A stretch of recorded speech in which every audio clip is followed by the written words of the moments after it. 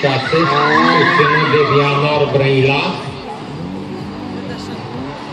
Chesaru Ionuț, campion grupa A1 anul trecut și locul 3 la grupa M.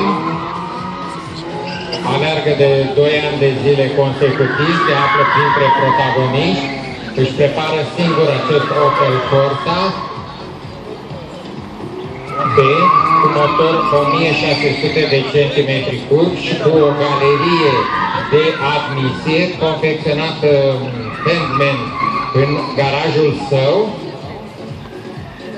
O preparare a acestui motor pe care a postat-o și pe Facebook și a primit comenzi din țară.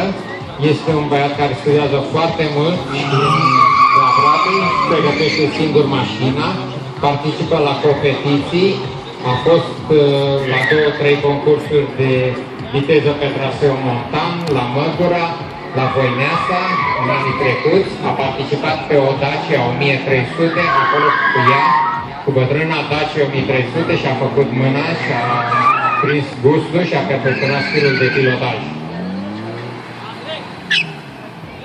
Fără a-l flata, cu simțul modestii, pot să vă spun că este lider al momentului între piloții brăileni în campionatul național de îndemânare auto și concurent care cu Copa Răzvan Traian, Critico. De concurs, Ionuț Chesaru din Brăila.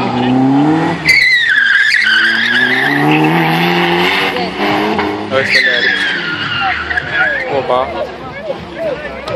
Noroc că este manșa de recunoaștere.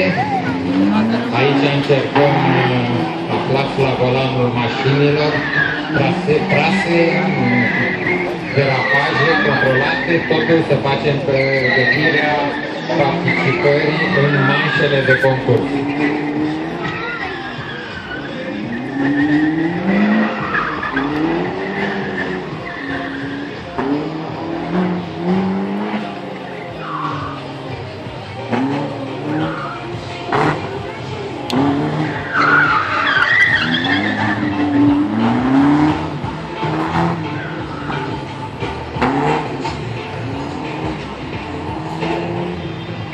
Se apropie de linia de start și pregătit pentru a participa în concurs un Citroen Saxo. De asemenea, observați că este dotat cu rollbar. La volan este domnul inginer Mihai Alexandrescu de la București.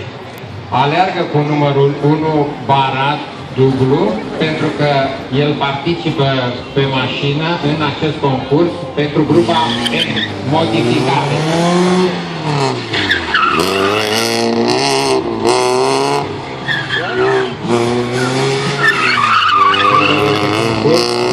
Numărul 1 barat, Mihai Alexandrescu, număr de circulație 230.